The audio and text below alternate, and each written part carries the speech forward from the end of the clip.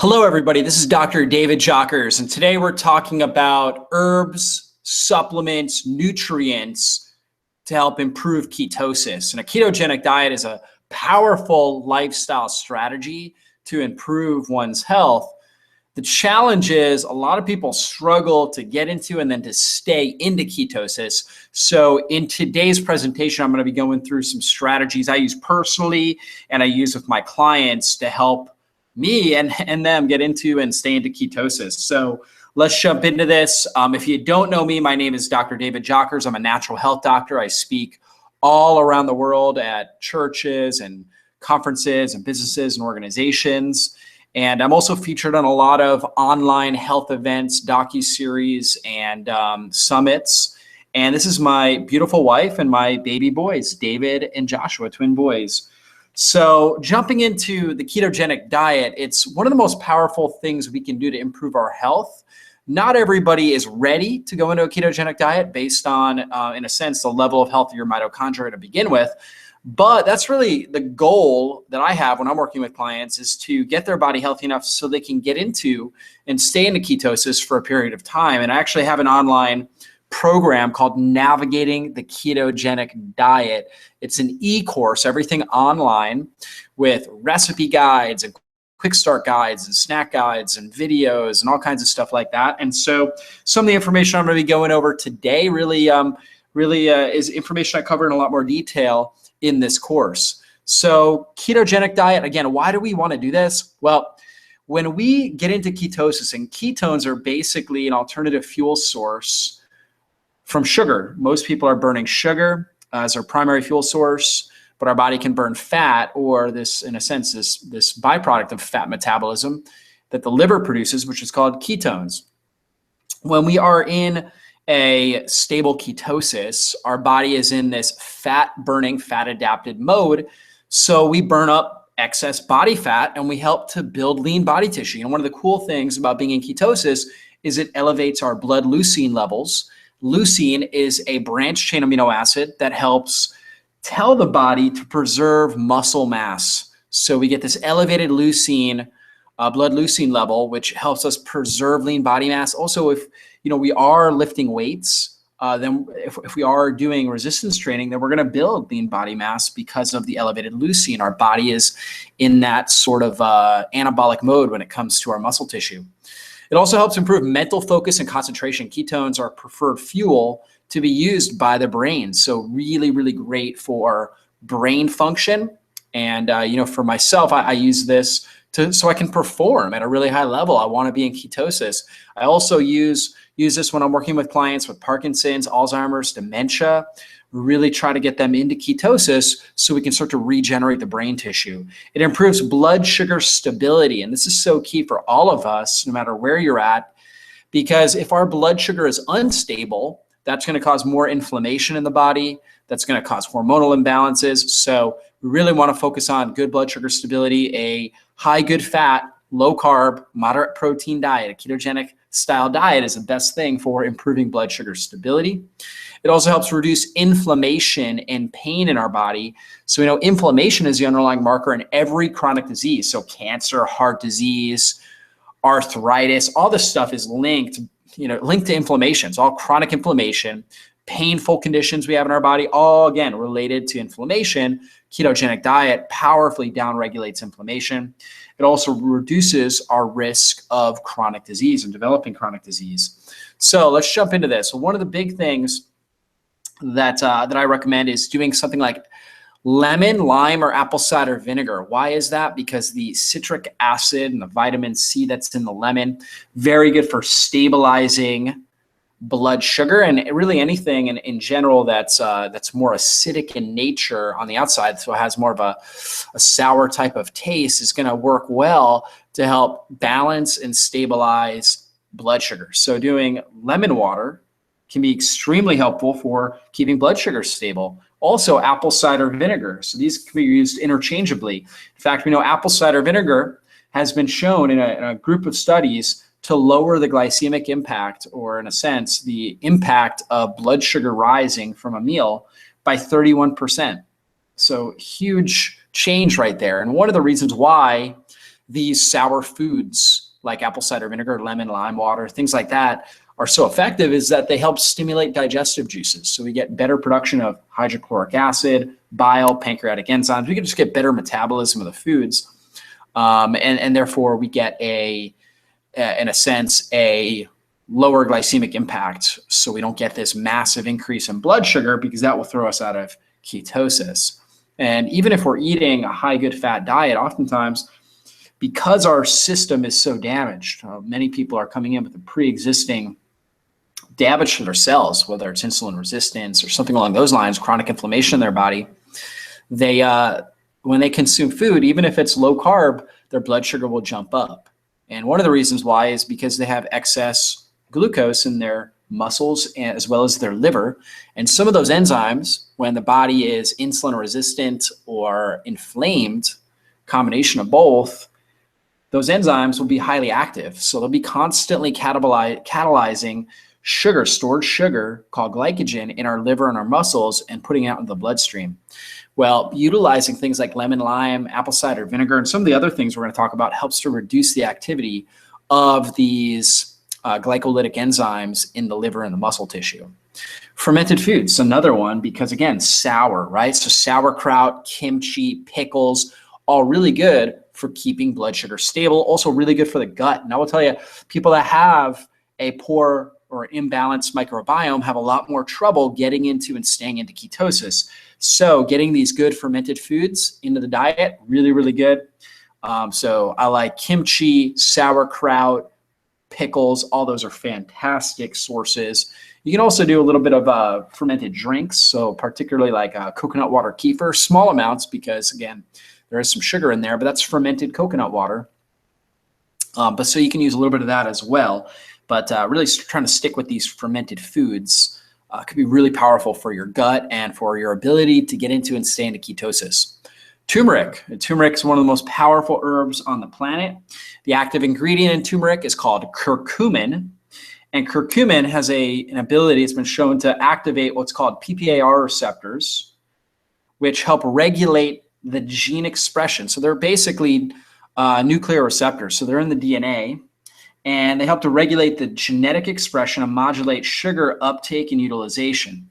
They also downregulate the activity of these same glycolytic liver enzymes that increase blood sugar. So turmeric, really good. You want to put this in your food, you know, for a ketogenic diet. So if you're making eggs or meat or something like that, mixing in some of this turmeric can be really good, and put a little bit of black pepper in there. Can be help with the absorption. You can also take curcumin supplements. We've got on drjockers.com, really the best, the most well-studied curcumin supplement. It's called Mariva SF500.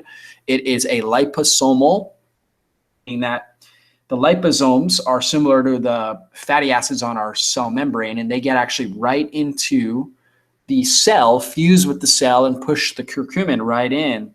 So it's really, really powerful, the most powerful way to get curcumin into the cell, where it can act on things like these PPAR receptors and really help downregulate inflammation and protect our DNA. So that's a great strategy. People that are struggling to get into ketosis or people that are struggling with inflammation, I'm a big fan of using the Mariva SF500. You can find that on drjockers.com. And also, of course, putting turmeric in your food. Turmeric tea. On our Navigating Your Ketogenic Diet program, we have a turmeric milk recipe that I recommend. So we have people drinking the turmeric milk with coconut milk and turmeric and some other things in there. And it doesn't taste bad, and it's very powerful for downregulating inflammation and improving the body's ability to get into ketosis. So cinnamon's so powerful, especially if you're going to have any bit of fruit. Cinnamon works really good if you're going to have some berries in your shake, to put some cinnamon in that. Cinnamon, very good for improving blood sugar stability. So cinnamon, the active essential oils that are in there, work really, really good for blood sugar stability. One of the reasons why also is that it's also chromium-rich food. Chromium is a trace mineral that's extremely important for activating what we call the GLUT4 receptor and helping it migrate from deep within the cell up to the inner surface. And that GLUT4 receptor helps to open up the channel to allow sugar into the cell so it doesn't elevate blood sugar. And if blood sugar stays down or stays low, stays stable, then we're going to have less insulin and we're going to be able to be into ketosis. So you can see cinnamon is one of the best chromium-rich foods. You got romaine lettuce, tomatoes. Obviously, on a ketogenic diet, we're not going to be consuming much tomatoes, if any. But mushrooms are great, green beans. We can do onions, of course, broccoli, romaine, cinnamon. All the other ones are great sources of chromium. And as you can read in this narrative, chromium was deemed to be the magic ingredient called glucose tolerance factor. So it helps to basically regulate and modulate glucose in our blood sugar. So very, very important. And you can also see, brewer's yeast is another source of chromium. Most people in our society today, we're chromium deficient because we've stripped chromium out of the land. We're not consuming enough chromium, and we've got these constant blood sugar imbalances, which, because we're eating so much junk food and processed foods and grains and different things like that, it's causing us to drain through a lot of our trace minerals. Fasting, actually, intermittent fasting can be a strategy to help your body preserve enzymes as well as trace minerals, because you're not going to use as many because you don't have these blood sugar swings. Blood sugar imbalances just really cost us a lot metabolically. They, in a sense, they're just very expensive. They drain our reserves. So we want to get these chromium-rich foods. And you can see right here, here's a normal cell with chromium. We're opening up these channels, these GLUT4 channels, and getting more of the sugar into our system. So therefore, we're going to need less insulin than when we don't have enough chromium. So very important. One supplement that I use personally on a regular basis, daily basis, and I put my clients on, is a multivitamin with high doses of chromium and high doses of vanadium. Vanadium is another trace mineral that most people don't have enough of, and it mimics insulin. So meaning that it acts like insulin, getting sugar into the bloodstream. The better we get it, the faster we get it. Get sugar out of the bloodstream and into the cells. The faster we get the sugar out of the bloodstream and into the cells, the less insulin we're going to secrete, the less inflammation we're going to have, and the more stable level of ketosis we're going to be able to have and to enjoy. So the high energy support's awesome. I do this pretty much with every meal. I'll take 2 capsules of this, which has roughly 2 capsules roughly has, that's got about 250 milligrams of chromium in 2 capsules, which is a really good therapeutic dose, 375 micrograms of vanadium. And then, so if you do 2, that would be 500 milligrams. So really good, strong dose. So this is something I use, and it really helps protect against what we call postprandial hyperglycemia, meaning post-meal, prandial means meal, post-meal, blood sugar increase. And most people in society, even if you're eating a low-carb diet, their blood sugar jumps up after the meal. Taking something with chromium and vanadium, this is actually a full multivitamin, so you're actually getting everything you need in there. Vitamin A, iodine, all your B vitamins, methylated Bs. You got antioxidants in there. So when you take this, not only does it provide all those nutrients, but then also at the same time, it helps keep your blood sugar real stable post-meal. And I think that's very, very powerful for staying into ketosis. So I'm a big fan of this. It's very inexpensive too. It's a good high quality multivitamin. I think it's $25 for 120 capsules. So you can find that on Dr. Jockers, DrJockers.com. Adaptogenic herbs and superfoods. So, adaptogens can be really helpful for blood sugar stability as well. And adaptogens basically are herbs that help our body to adapt to stress. We're talking about things like cordyceps, ginseng, rhodiola, ashwagandha, holy basil, also called tulsi. What's another one? There's so many of them out there. So we talked about a lot of them. Siberian ginseng is another one. Lemon balm, lavender can be a adaptogen. So all these different types of herbs can help to basically balance our stress hormones. And that's important because when stress hormones come out, when we have really high amounts of stress hormones, not only can it be damaging to our body, but also it can increase our blood sugar and ultimately lead to insulin resistance over time if our adrenals are not stable. So just like with our blood sugar, we want stabilization and balance with our adrenal hormones. So cortisol, epinephrine, norepinephrine. We don't want chronic elevations or chronic depression of these. So the adaptogens are intelligent herbs, and they help if our cortisol production is really low, they help to bring it up. If it's really high, they bring it down. So they really work with what we call our HPA axis, our hypothalamic pituitary adrenal axis, to help create stability with our stress hormones, which helps improve our metabolism, our ability to be in ketosis, our immune system, our sleep, and our energy levels. So definitely can use a wide variety of those. That's really, really good. And also a big fan of doing things like MCT oil, which is very easy for our body to turn into ketones. So we want to keep those ketones elevated. So how do we do that? I like using this Bulletproof XCT oil or brain octane oil. Works great. Using that as a salad dressing, putting that in smoothies, it can be awesome for the body. You can put it in herbal teas. You can put it in coffee. So it works great. Really gets those ketones up. In fact, I wouldn't ever recommend, if you're trying to be in ketosis, ever drinking black coffee, just straight black coffee. You actually want the good fat in there, because when you drink coffee, it activates those same glycolytic liver enzymes. So you're going to get an increase in blood sugar because those enzymes are elevated. That's what caffeine does. So if you add in something like XCT oil, grass-fed butter, coconut oil, things like that, that will get the ketones up. And XCT oil works great because it gets the ketones up faster than coconut oil or grass-fed butter, which will help keep the blood sugar more stable. So highly, highly, highly recommend doing that as well with the program. So, there's so many things that I could be talking about as far as herbs and nutrients. I wanted to keep this training short, but there's a lot of mitochondrial nutrients like coenzyme Q10, acetyl L-carnitine, alpha lipoic acid that can be really, really helpful for stabilizing blood sugar and improving ketosis. In fact, one of the things I'll test on for people that are struggling getting ketosis, I'll use an organic acid test to look at their mitochondrial health. And oftentimes I'll see their mitochondria is really damaged.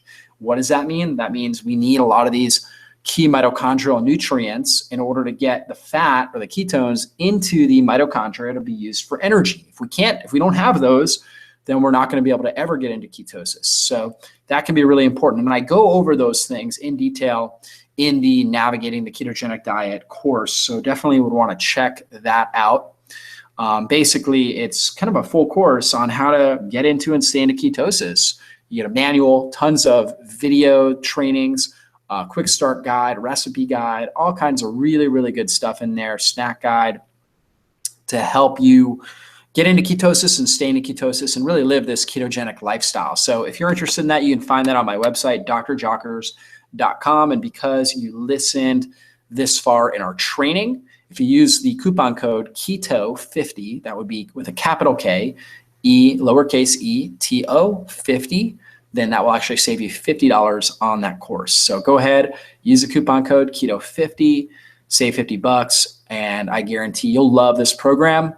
Most people that are paying the full $97 absolutely love the program. It's worth every bit of that. In fact, really I could sell this program for probably $297. I think is what some of the experts in the industry have told me this program is worth, $297. But you can get it today for $47. So anyways, go ahead, take advantage of that, and we will see you guys on a future training.